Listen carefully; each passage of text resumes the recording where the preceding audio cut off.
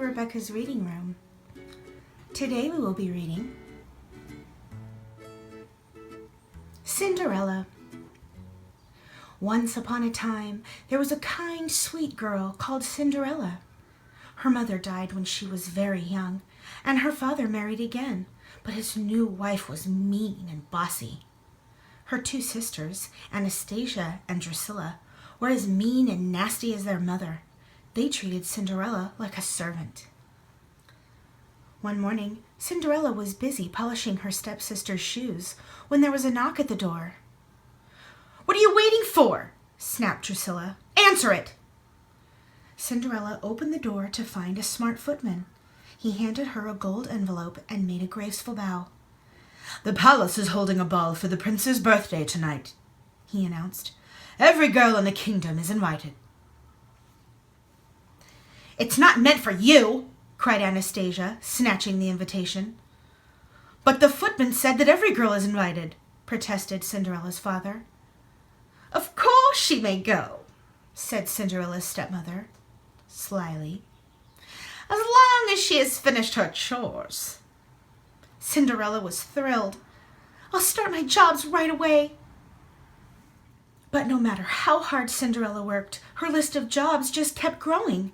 Her stepsisters and stepmother saw to that. "Iron my dress! Brush my hair! Paint my nails! Fetch my necklace!" "Oh dear," giggled the stepsisters when the coach arrived to take them to the palace. "Aren't you ready yet?" And they flounced out, laughing unkindly. Poor Cinderella sat by the fireside, and big tears rolled down her cheeks. "I wish I could wear a pretty dress and meet the prince," she sighed. "Wishes can come true," whispered a voice. Suddenly the room was filled with sparkling light as a fairy appeared. "Dry your eyes, Cinderella," said the fairy. "I am your fairy godmother, and we have work to do. Go to the garden and fetch me the biggest pumpkin you can find," her fairy godmother said.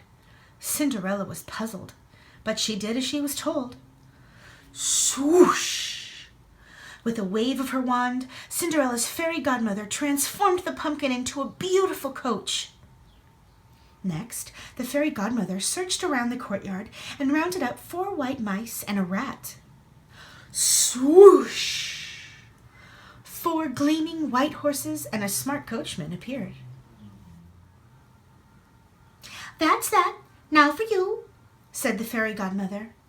Swoosh! In a burst of twinkling stars, Cinderella's plain dress was transformed into waves of soft silk, and on her feet were 2 dainty crystal slippers. "I feel like a princess," gasped Cinderella, stepping into her coach.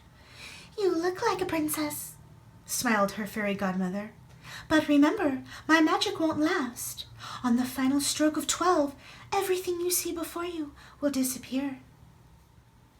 When Cinderella entered the ballroom, a murmur rippled around the room. "She must be a princess," whispered the guests. They couldn't take their eyes off of the beautiful girl, and neither could the prince. He rushed over and asked her to dance. All night long, Cinderella and the prince twirled around the dance floor. Anastasia and Drusilla watched grumpily from the side. Suddenly, the palace clock began to strike. Bung! Bung! Cinderella remembered the warning. The magic was about to end. "I'm sorry," she cried. "I have to go." The prince chased after her, but he was too late. All that remained was a glass slipper twinkling in the moonlight. The following morning, the prince set out to find the beautiful girl from the ball. "Every girl in the land must try the slipper," he said. Girl after girl tried to squeeze her foot into the tiny shoe, but with no success. Finally, the palace arrived at Cinderella's house. Anastasia and Drusilla fought over the glass slipper, but no matter how much they squashed and squeezed, they could not force their big feet into the dainty shoe. "Is there no one else?" asked the prince. "There is Cinderella," said her father bravely. "Let her try," said the prince, kneeling to slip the shoe onto Cinderella's pretty foot. "It fits!" he cried happily. "My search is over. Will you marry me?" Cinderella agreed at once. "But she can't!" shrieked her furious stepmother. "She didn't even go to the ball!"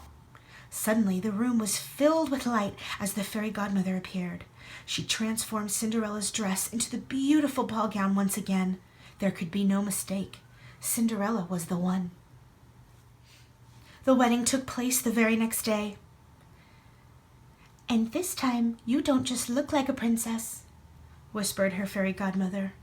"You really are one." The prince and Cinderella lived happily ever after in the palace. Meanwhile, Anastasia and Drusilla had to polish their own shoes and iron their own dresses, and that made them grumpier than ever. The end.